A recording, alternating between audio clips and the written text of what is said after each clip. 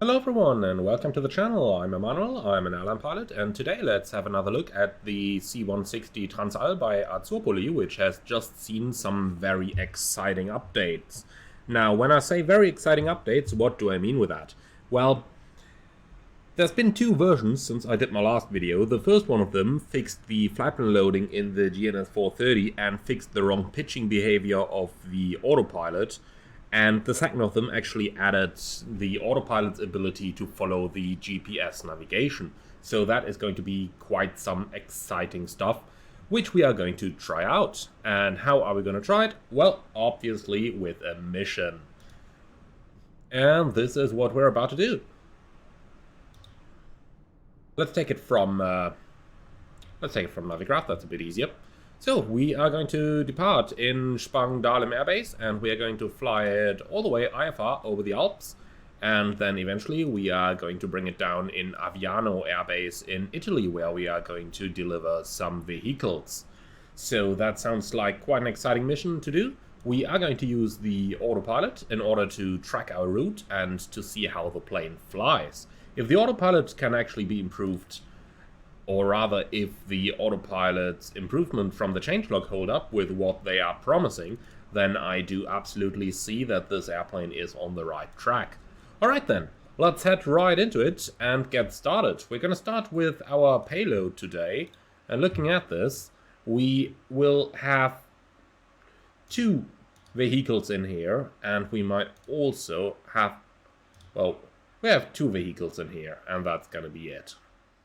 Okay, so we have the GPS installed, we have our co-pilot installed, and we will skip on the propeller vortices and propeller dust. They're nice to have features, but all they do is really to lower your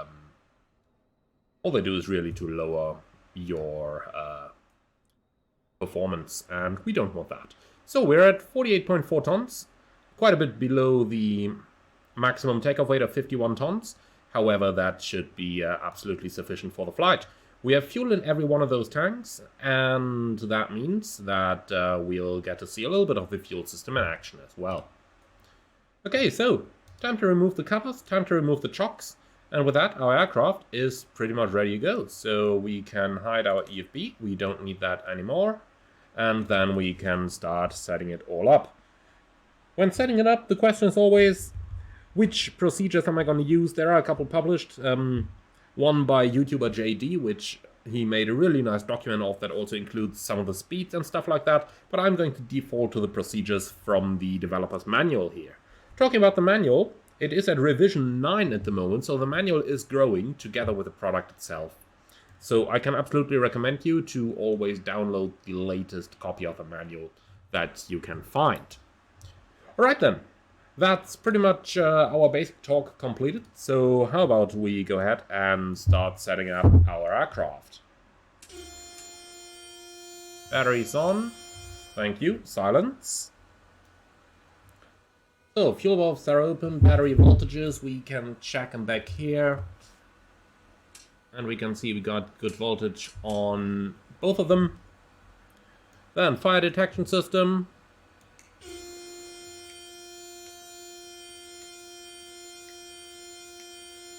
Is tested. Thank you very much. So the anti-collision light can go on. The fire detection system is tested. Fuel burnt indicators, we find them up here on the forward main panel. They're both reset. They should be working as well now, by the way. So APU air inlet open and APU start.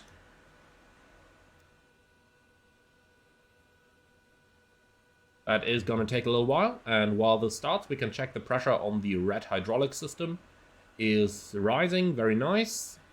I'm not sure if it should actually rise before the APU is completely started, but I suppose we gotta accept a couple shortcomings.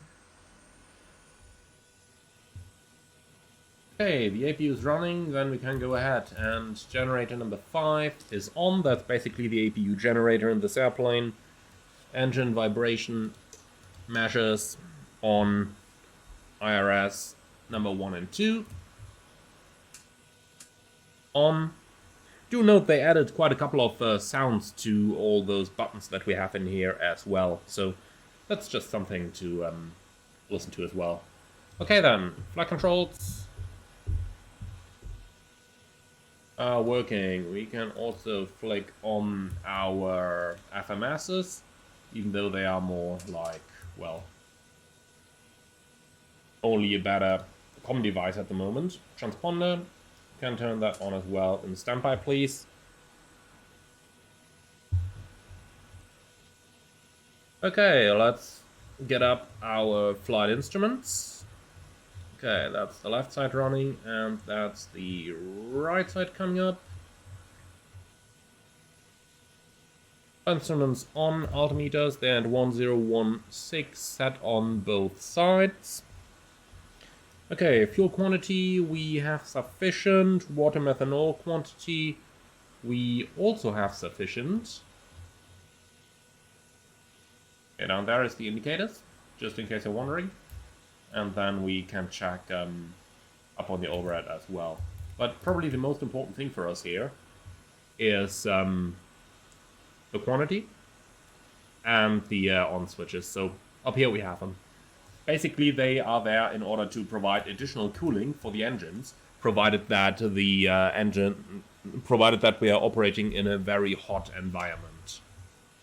Okay, so that is checked. Then we can go ahead and flick on the fuel pumps.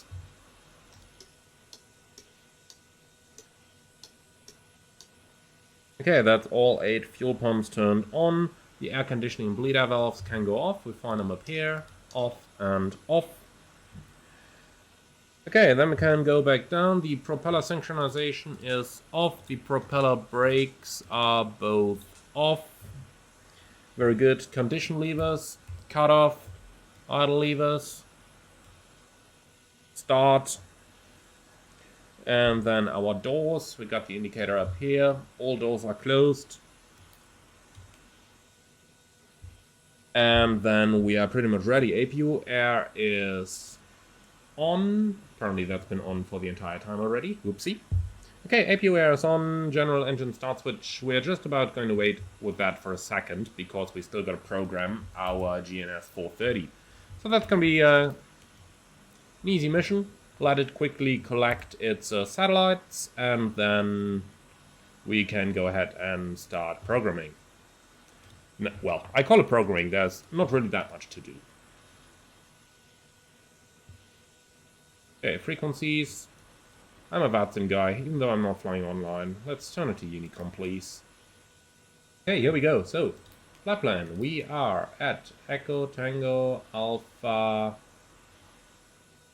Delta, Spangdahlem Air Force Base, and we are going towards Lima India Papa Alpha.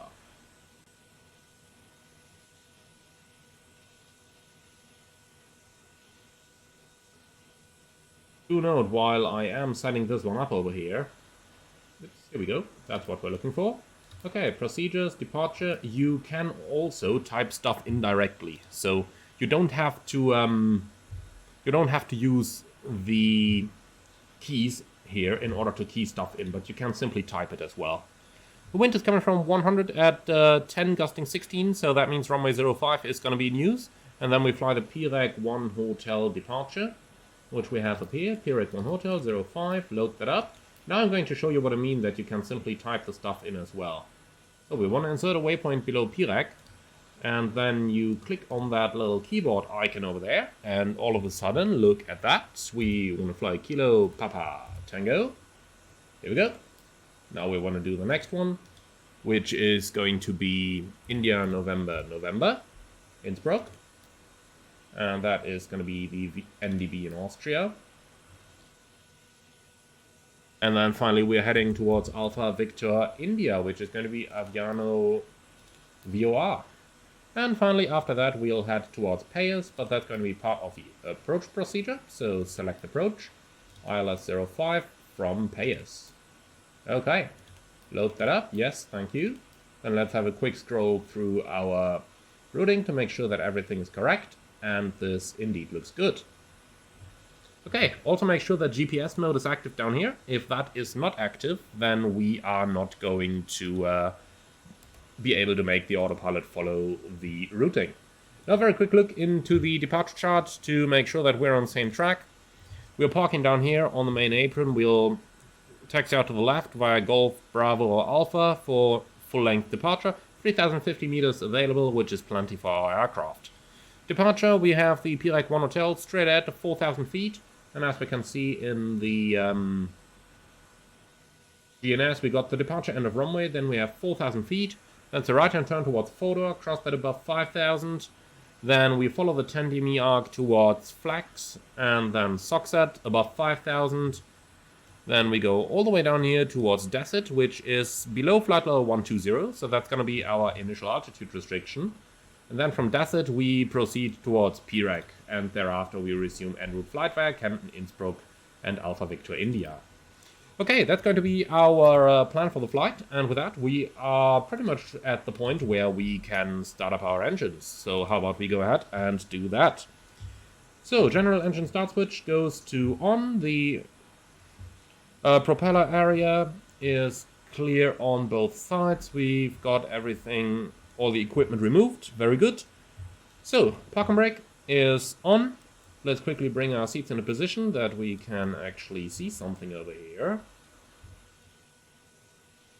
And that everybody is able to reach their assigned controls, which is probably the most important thing there, really. Okay then, cool. We are ready to go, so let's start engine number 2.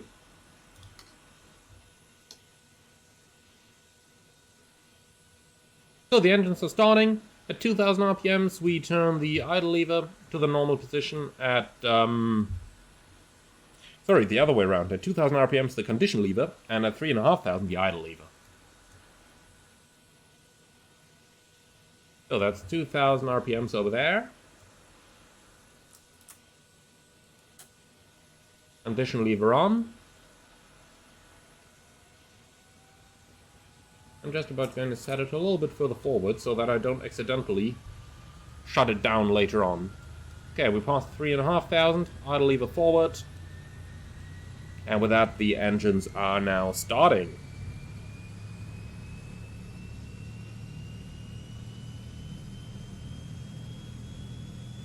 Okay, that looks like a good start on engine number 2. The starter is out. Let's start number 1. Again, same procedure, 2000 RPMs condition lever and 3,500 RPMs idle lever.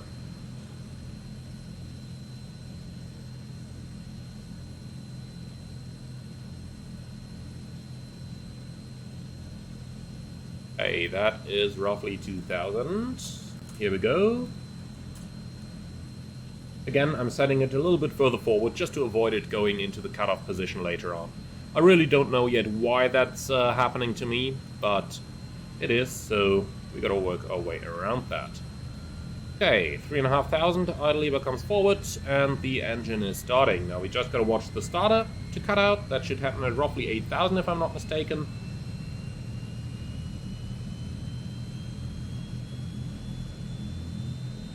Okay, 8,000, starter cutout, perfect. Okay, cool, after start. Generators. Oops, that's really something for the engineer to do. Okay, generators are on. Then we can go back to the pilot seat and the spoilers. Watch the aero brake message there. So, spoilers tested, flight controls. Tested, trims. Let's see that. Add a tiny bit of aft trim there. By the way, really nice thing to show you. When I'm moving the trim here, I'm basically just moving the neutral position of the control column. Okay, so hydraulic pressure is checked. And then finally taxi light can come on, and with that we're ready to go. And the taxi light is on. Okay, brake released. Let's go.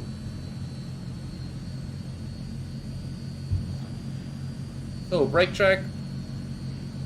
Works. We're clear on the right hand side. We are clear on the left hand side. Straight ahead, left turn out, and then we taxi to the full length runway 05. On the way over, I'm going to give you a very quick briefing on our departure, because there are a couple things that we need to be aware of. Especially navigating here with the GPS. The most important thing of them is that the GPS is currently not able to drive any of our needles on the navigation display. So we have our GPS information up here and pretty much nowhere else. So we don't have it on the navigation display. At least not at the moment. I surely hope that they are going to improve that, because all the notes of it are there, like down here you should have your HSI, you should have your ARC, you should have your map. But unfortunately that stuff is not simulated at the moment, and I do surely hope that that is going to be added with a future update. On the other hand side though, they are still working on their custom FMS, of which right now at least we don't have anything in the cockpit. So by the time they bring the custom FMS in, I'm sure that we are going to get a custom navigation display as well. But that's just speculating, so we don't really know what we can expect there. So what can we expect then for our departure? Well, on the runway, I'm going to align our heading buck, and initially we climb straight ahead to 4,000 feet, and then we make a right turn out. I'm going to engage the autopilot rather early today, because there are improvements made to the autopilot, which we want to give a test, so for that reason we will fly a lot in the autopilot on today's flight. Oh, very nice. Sorry, I'm getting distracted here. Okay, so yeah, we are going to fly a lot of stuff on the autopilot just in order to be sure that our aircraft is actually doing what they say on the changelog it should do.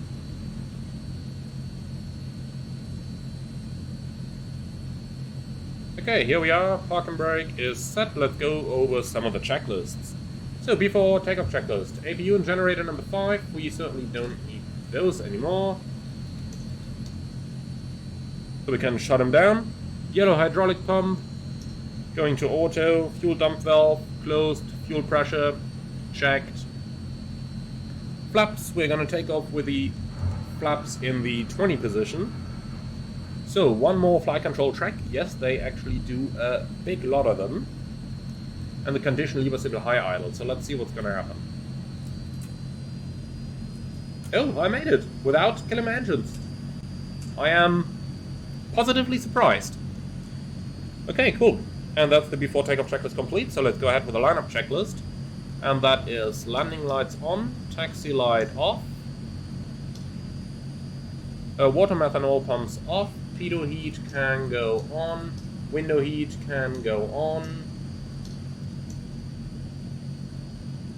angle of attack sensor heat on, windshield heat on, fuel pumps are checked, alarms all off. Okay, ready to go. So, full throttle for the takeoff, and the climb thrust is going to be 1350, which you can observe down here later on.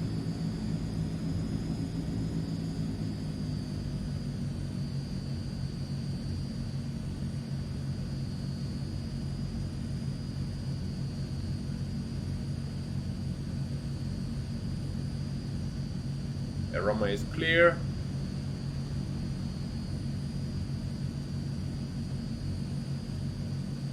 And here we are. Okay, synchronize the heading buck like this, and then we are good to go.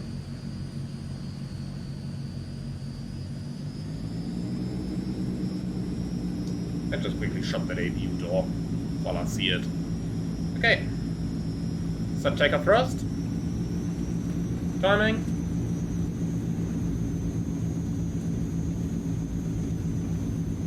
Power set.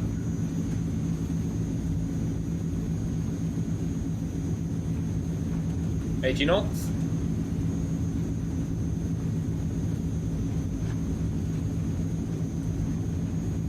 D1. Rotate.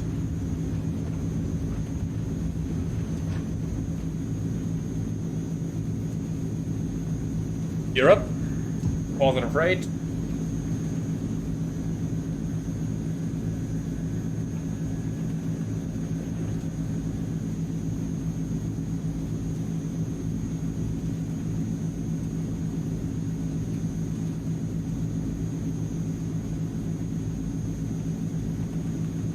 Okay, straight ahead, climbing at 4,000 feet. And as the speed develops, our rate of climb comes as well. 400 above the ground, that means we can pitch down and start accelerating. Flaps 10.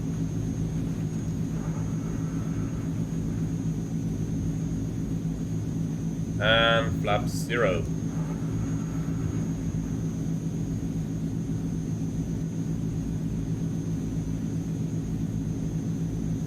Under 50 knots is the designated climb speed. I'm going to take it a tiny bit faster. Let's make it 160, just to be sure that we have a little bit of margin there. Okay, 160. Our pitch looks good to me. Let's trim it out. Which it now pretty much is, so let's put on the autopilot and see what's going to happen. Autopilot on. Pitching down, it's pitching down. Why is it pitching down? It shouldn't do that. Come on, baby, you should be pitching up.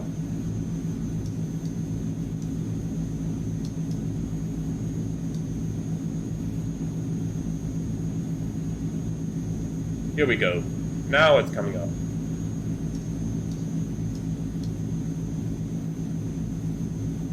Here we go, that's better. Okay, the GPS mode is selected, so like that we can now turn on the radio button. And this should actually intercept our GPS course, so let's see what's gonna happen. It is banking a little bit. Okay, passing 4,000, we should be starting our right-hand turn in a couple moments. Let's see. Yeah, we should. Can we have that on the map maybe somewhere? Okay, come on, you should be turning right. And of course it's not. Lovely. Okay. Let's go direct to photo. Activate. And now it's turning. Very slightly, but it is turning.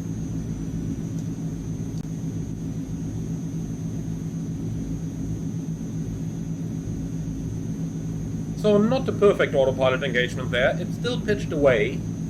I do have to say though, before I started recording this video, I did one test flight where I tried to see if it works. And on that test flight, of course, everything worked just fine. Now on the second flight, of course, the thing is creating trouble for us. It always happens like that, doesn't it? Okay, let's go ahead and set climb power. 1350.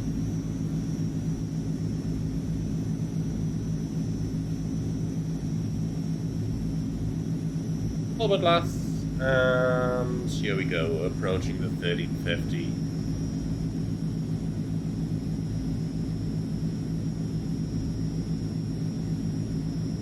Okay, here we are. Climb power is set. Let's just bring the pitch right. It would be nice if we had a little hidden click spot somewhere in this area, so that when the throttles are in front of your view, you can still properly access the autopilot controls. That would be nice if they could add that for a future update.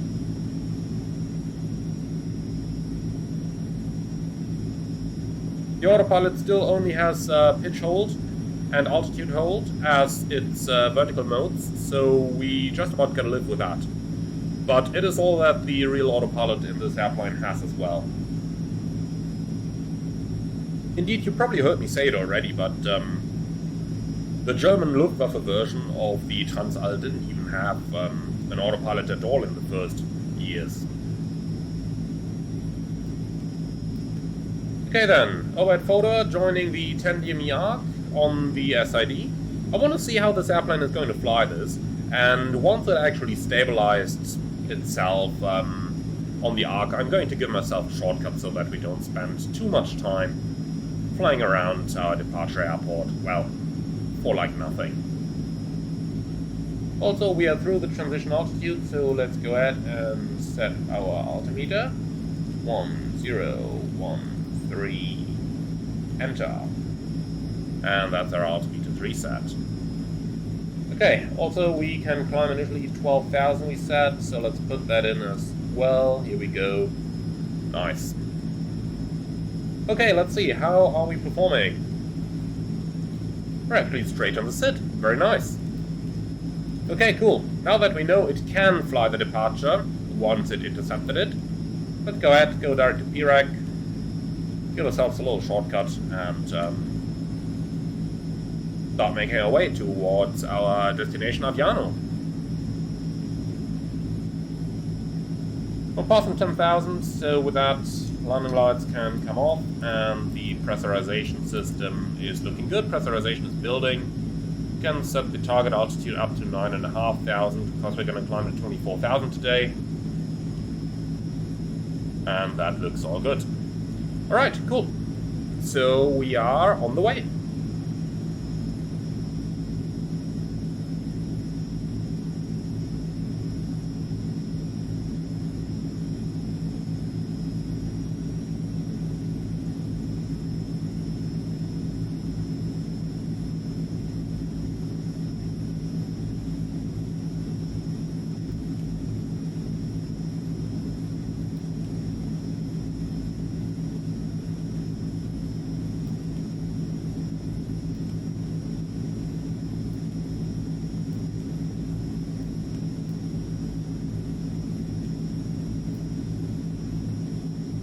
That looks better, doesn't it? Alright, let's bring on a little bit of an acceleration here so that it doesn't get too boring for you guys.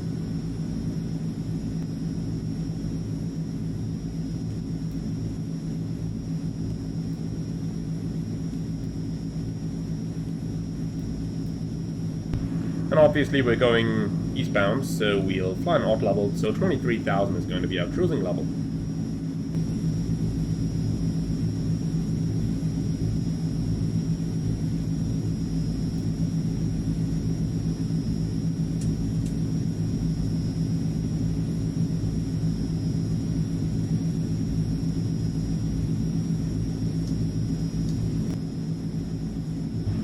Alright, good timing here with a lot of stuff happening at the same time. We reached a cruising level of 230 and we also made the first turn, so you can see the autopilot is kind of doing its job, which is, well, which is quite nice to be honest. So let's have a very quick look at the timer, see how long we took. Around 13 minutes they say. Well, I kind of have a feeling that while I'm using time acceleration in my simulator, this timer is still running in real time. Let's try that. Let's put on 4x time acceleration.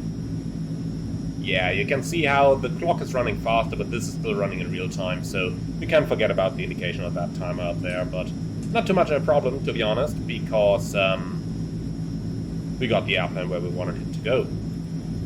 Okay, so, very quick check of everything up here. I did notice something funny during the climb. I actually forgot to open the bleed air valves, so, well, the pressurization worked anyway. I got no clue there's some sort of an emergency system in this airplane. I really don't know. But we are just about going to keep it at that. So, the one thing that we wanted to try is the fuel transfer system. So if we have a look at the fuel gauges down here, then we will notice that we have fuel in the tanks A and B, which are those gauges up here, one on each side. Then we got fuel in the tank number C, which is basically like, not a center tank, but a tank that is more centralized in the aircraft. If we look at it from above, we basically got the tank A out here, tank B is here, and tank C is here. And obviously we want to use fuel from all the different tanks. So for that reason, we got to configure our fuel system, and that is what we can do up here on the fuel transfer panel. So let's go ahead and pump a little bit of fuel to the on-site tank, and this is how it's going to work. We want to transfer fuel from tank C, which is not connected to the engine, to tank A, which is connected to the engine. And this is how it is going to work. We open this valve, we run the pump, this pump stays off, and then finally we got to open the fuel valve down here. And like that, we are now transferring fuel from the tank C to tank A. We can do the same on the other hand side. Like this. And now we are basically transferring the fuel from the C tanks to the other tanks. You can already see how this is actually going quite quickly. So just look at the speed at which the fuel is going down over here and how it is going up in the center tanks. And right now my simulator does not run with any time acceleration. So look at the clock over here. This is running real time while I'm recording it. So this is quite a quick transfer of fuel. So we're going to transfer all that over, and once the fuel is out of the C tanks, we can switch the transfer system back off again. In the meantime, let's quickly monitor how our autopilot is doing. We are following our route nicely, as we can see up here. Okay, so one thing that we can already start thinking about is our vertical profile on the way back down. And for that, I suggest we bring up our approach chart for our destination Aviano and have a look at it. So basically this is the plan. There is some high mountains to the north of Aviano Air Force Base, and you can see it on the MSAs up here. 12.8 in the north, 11.6 in the west, and then 6.3 in the south and southeast. And that's based on Alpha Victor India Takan, frequency 110, or sorry, channel 111X. Well, first thing, let's go ahead and tune that Takan, which our radio is actually capable of doing. So, we go down here, channel 111X, enter. And once we're within reception range, we should get our Takan indication down there. That's just going to serve as a backup though. We're going to fly the entire thing from the FMS.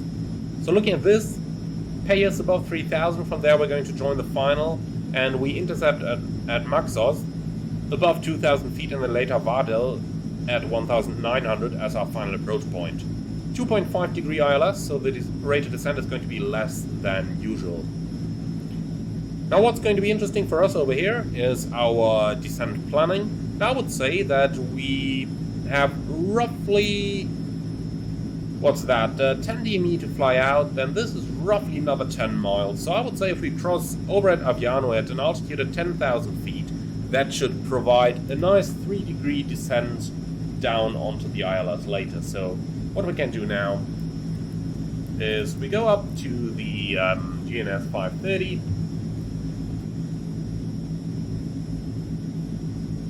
like this. Whoa, I see pixels.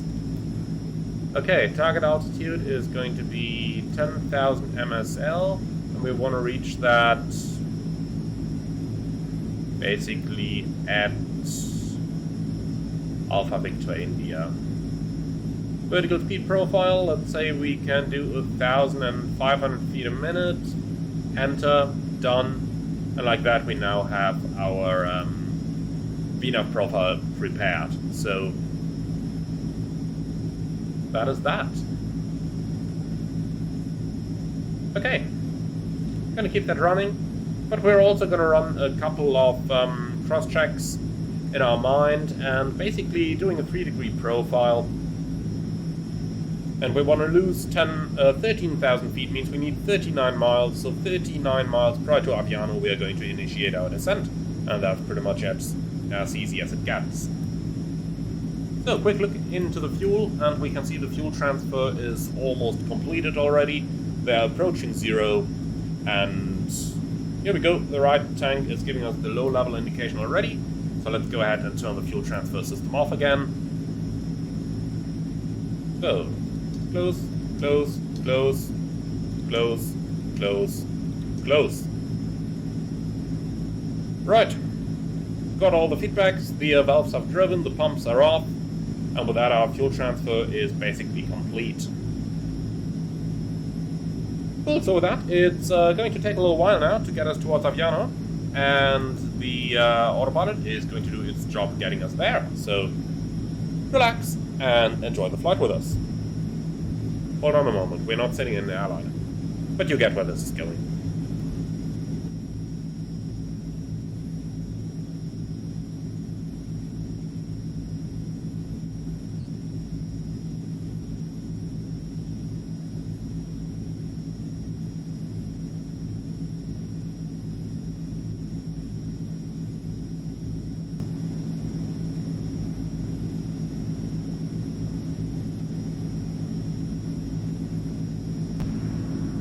Slowly but steadily, we're nearing our top of descent. We can see the vertical speed required is almost equal to the vertical speed that we're targeting.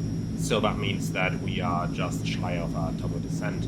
Remember, we calculate 39 miles towards the Takeoff. We are now at 49, so indeed it is only going to be 10 nautical miles till we start our descent, which is roughly 2 minutes time. So I would say that's quite a good moment to start looking ahead into what our approach is going to look like, and for that we will need our Navigraph charts. Now, as always, I'm using SimToolkit Pro in order to display them, and I just really have to say I wouldn't want to do without them. It's so great that we have charts available of, well, almost all the airports in the area. Well, not only in the area, but on the entire world. And that is something that I can't overemphasize how important it is. Now, just while cruising along over here, I read a comment from somebody on one of my YouTube channel if I could do a video where I'm not showing any charts and where I'm not using them, but do things other ways. And to be honest, I have to say, like, no, I can't do that. I really can't do that. Because they are far too important for flight, so that they are just far too important that I could just say, like, nah, I'm not going to use them today. So my sincerest apologies to that requester, but I will not be able to fulfill your request not to use charts anymore. Anyway, let's go back to the important stuff over here and stop my pledging for using charts. And here it is. The ILS chart for runway 05 at Aviano. Now, Takeoff azimuth required, we do have that in our aircraft. However, what's a little strange here is that we should have a DME as well. And that, on the other hand side, does not seem to be working. If we look at the airplane down here, our DME doesn't show us anything. But what we can try is just to go to our nav2 and tune the civil side of the Takeoff, which is going to be 16.4, and that should, in theory, here we go, give us a DME as well. Perfect. So for those of you who are wondering why and how that works, basically the navigational part, the horizontal navigation of a Takeoff system is different from the civil VORs. However, the vertical part of them, or rather the horizontal part, the DME, is exactly the same between a Takeoff and between a civil DME. For that reason, you have that DME frequency up here on the chart above the Takeoff channel. Apart from that, we need 109.5, and I do believe the airplane has set that active already. Yes, it did. And then we can go ahead and select it on here as well. And on this side, we might just quickly change them around as well. 16.4 standby, ILS active. The airplane should be able to fly us down on the ILS. The radio button is capable of following the approach mode. And like that, we are now pretty much set up for our arrival already. So very, very quick briefing as we go along.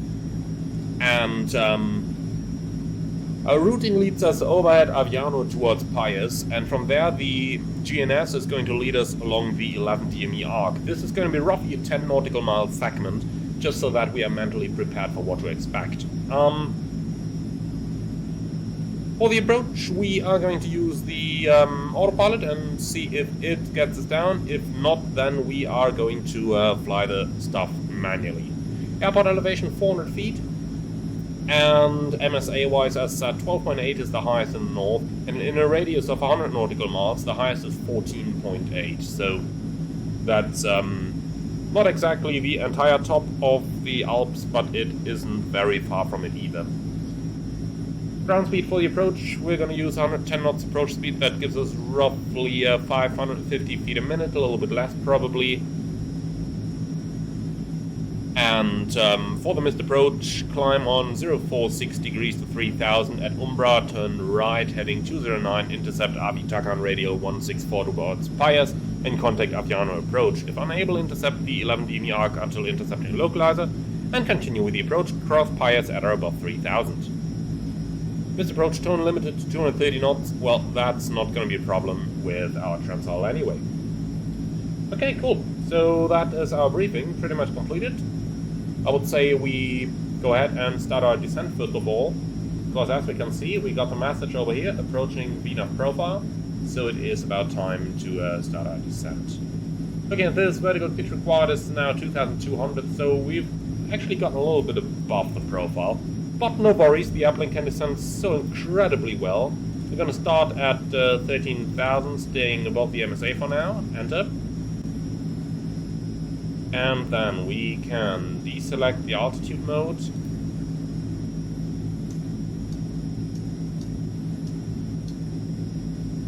And down we go.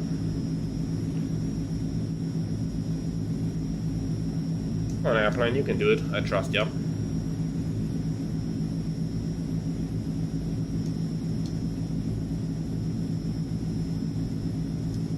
Hey, that might have been a little bit too much, but let's not start complaining about that.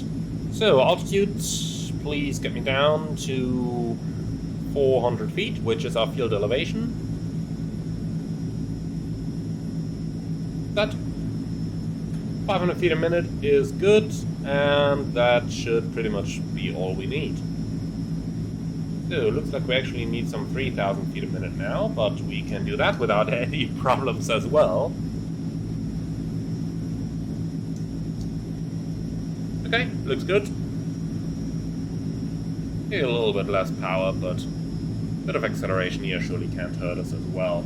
So VSR, 3000, roundabout. So we're doing quite good in the way we are doing right now.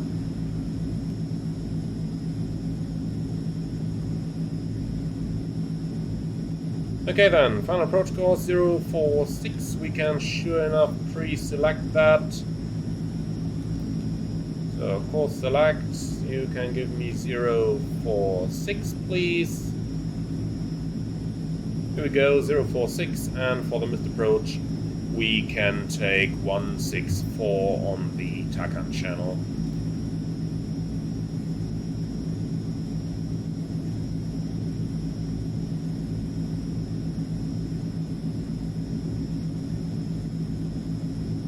Here we go, 164, so that's our approach setup completed.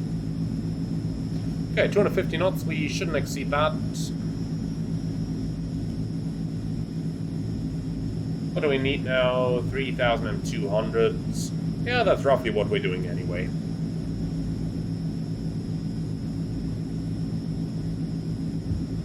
Speed 250, looks good. Let's try not to exceed that too much. So, down there we can see our destination, Aviano. And we're going to fly around it and then come in like this along the Alps. So it's going to be a pretty scenic approach. If we take a quick moment to go outside, it is quite scenic already, isn't it?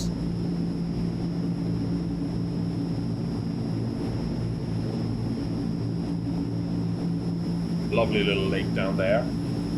But anyway, for us, time to return to the cockpit. We still got a little bit of work to do.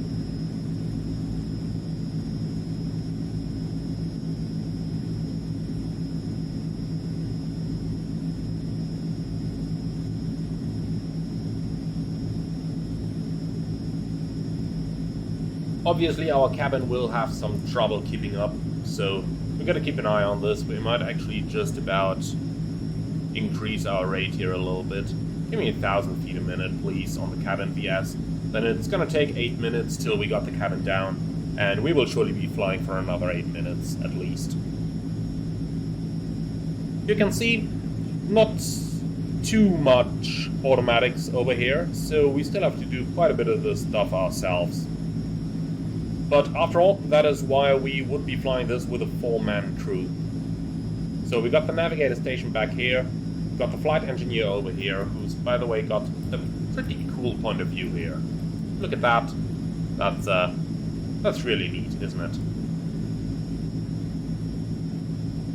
Okay, we are getting clear of the mountains, so we can actually continue our descent. Let's go down to, what does the chart tell us? 3,000 actually for payers.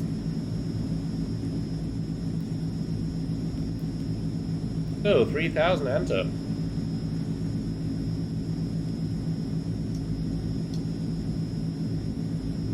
So you can start pitching us down. Oh, not that extreme, please. What we can do now that we are pretty much over at is right turn 162 now, and it starts turning. Very good. I suppose we're just about to go over here. In Charlotte, we want a new target altitude of 3,000 feet. And we want to reach that by max odds. Okay, 2,400 feet a minute required. So we're gonna keep descending at 2,400 feet a minute.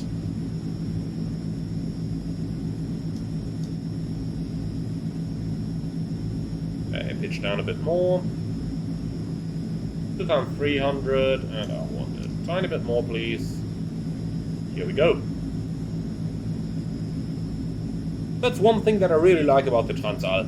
It just descends like a brick, and we are not even using our speed brakes over here. We are still flying with a clean config. Look at that. Speed brakes are still retracted.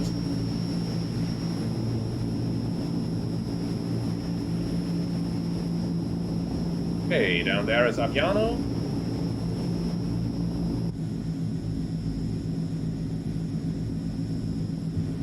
We're about 10 miles out. We should be about to start our next turn. Let's have a quick look. Okay, it's 5 more miles, and then we're going to intercept the 11 DME arc.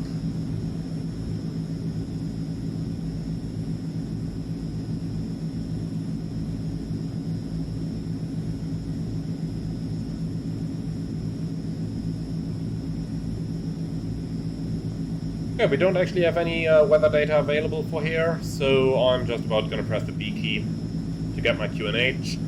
Looks like they aren't publishing any civil weather reports that we could get.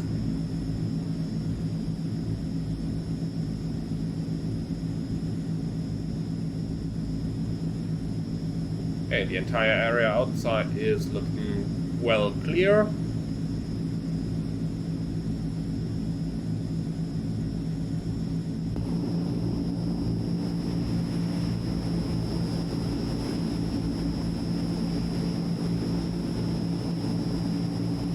Intercepting the 11 DME arc. Got it over here as well. Distance 10 miles.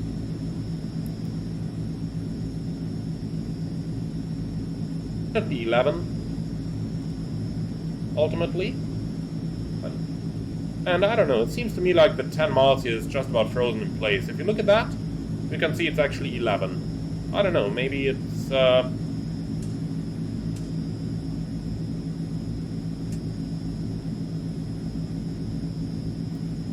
oh, here we go. Sorry, my mistake. I was on the wrong nav aid. Actually, when we're going on to the Takeoff, we get the 11 miles over here as well. So, my mistake. Okay, nearing our bottom of descent. Let's start pitching up a little bit.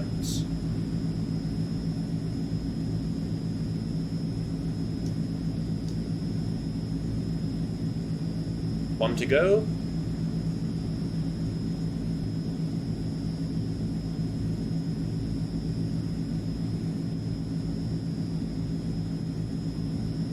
Okay, let's start reducing our airspeed a little bit. 1.8 miles, we're going to start our final turn. Glide slope's coming alive.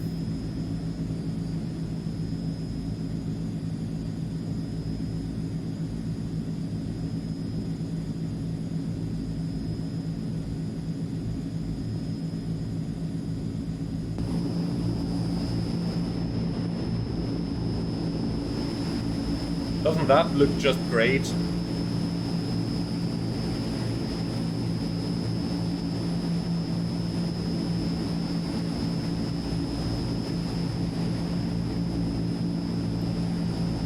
Alright, turning final.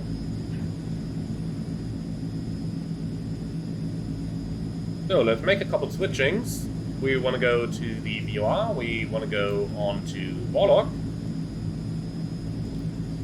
Radio mode active, and this should intercept the ILS. Let's see. It's turning towards the localizer. Probably going to overshoot a little bit with that angle. But we got nav1 and glide slope 1 showing. So at least the plane tells me that it's capturing, and indeed it looks like it is. Very well. Couple overshoots into either directions, but I have seen much worse.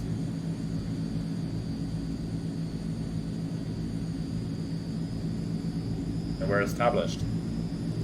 Good. What's the cabin doing? Almost on the ground. Very good. 1 more minute to go until the cabin is down. And we are nice and established.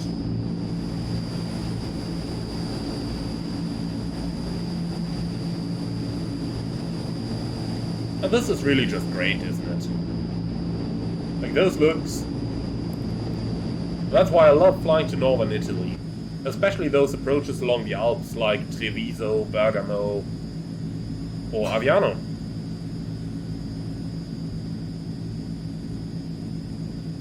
The only thing here is that the DME seems to be frozen on the on 10 DME on the ILS. I don't know why it's doing that. But anyway, doesn't matter. We got visuals, so we can just keep flying it like that. Okay, flaps 10. Let's see how well the autopilot is going to control it as we start configuring the airplane. Flaps 20.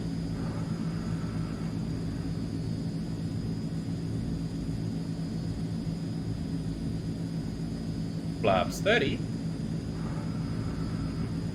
Landing gear down.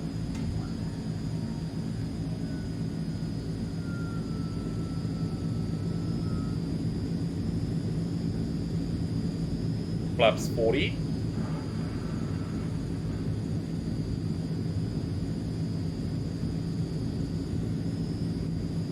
And flaps 60.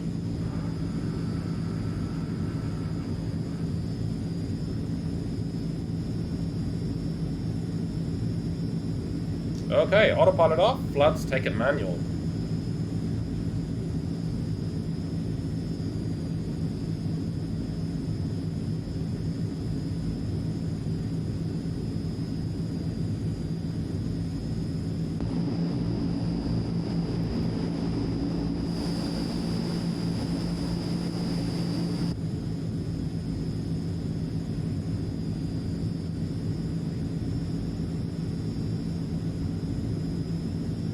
Okay, 110 should be our approach speed.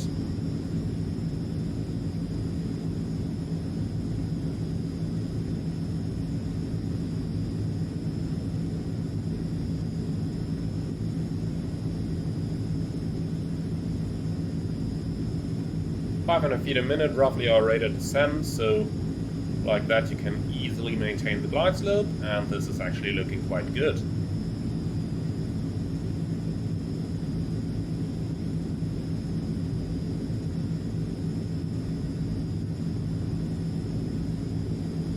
Look at that! One of the few times in the simulator where I'm on... Well, okay, I was just about to say where I'm on the glide slope and the puppy is working well. Nope, doesn't seem to be the case. Look at that. Glide slope full deflection and we are still on 3 whites on the puppy. Too bad.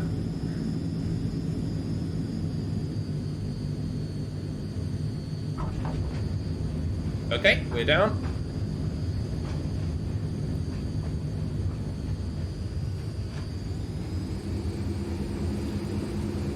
A little bit of reverse there.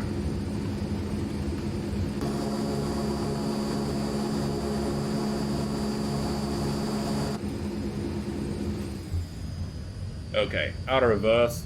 I gotta let it roll to the end anyway, as there is no more intersection that we... Actually, there is. So we can just about take the next available intersection to the left there.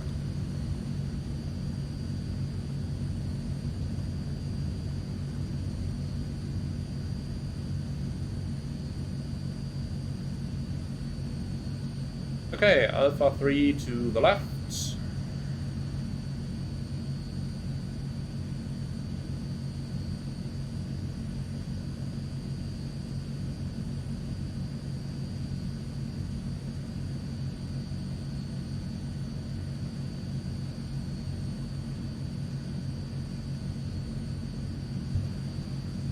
And here we are, off the runway.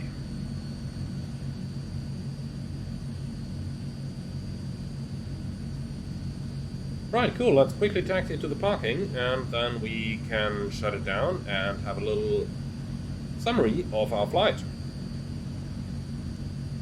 So, after landing checklist, the anti-eye system can go all off.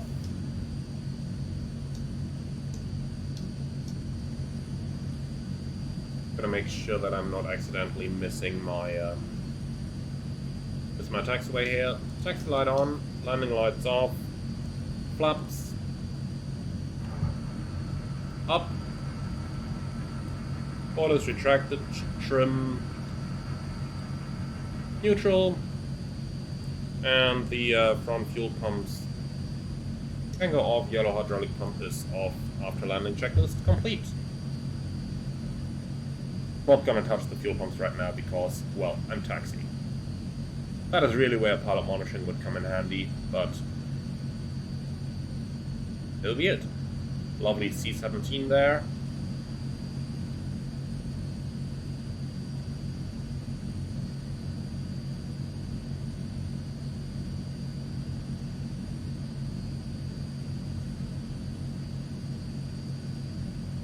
Alright, here we are. Parking brake is set. Oh, now I finally got the time to shut down those front fuel pumps. Like this. Okay, front pumps are off, then let's go ahead with the shutdown checks. Air conditioning bleeder valves are off, parking brake is on, taxi light is off, vibration measures off, fuel pumps, all 8 of them.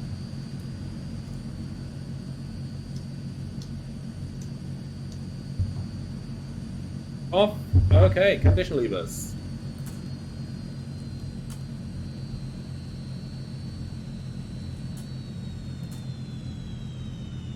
Cut off anti-collision light as soon as the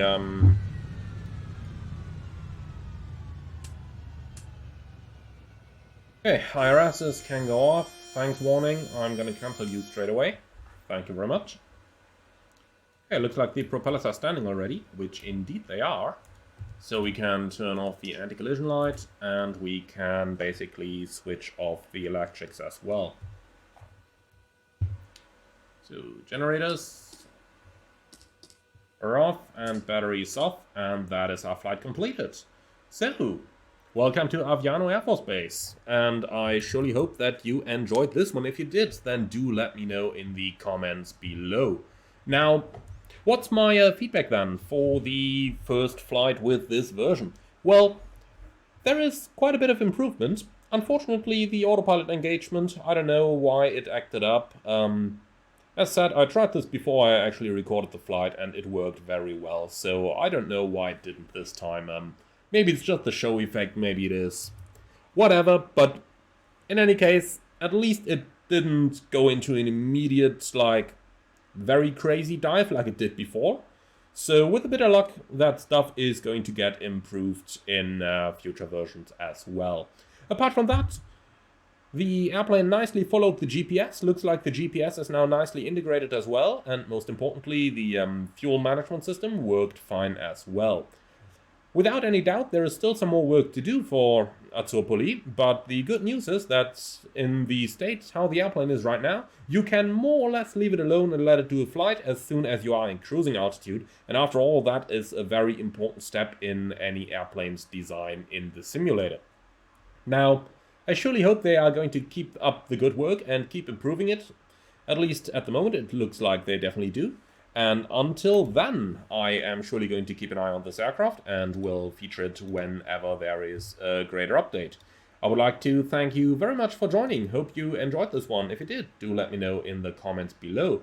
As always, if you really like what I'm doing, I would love to see you as a channel member, giving you exclusive early access to new videos before they're released for everyone else. Thank you very much for watching, and see you all again, hopefully very, very soon.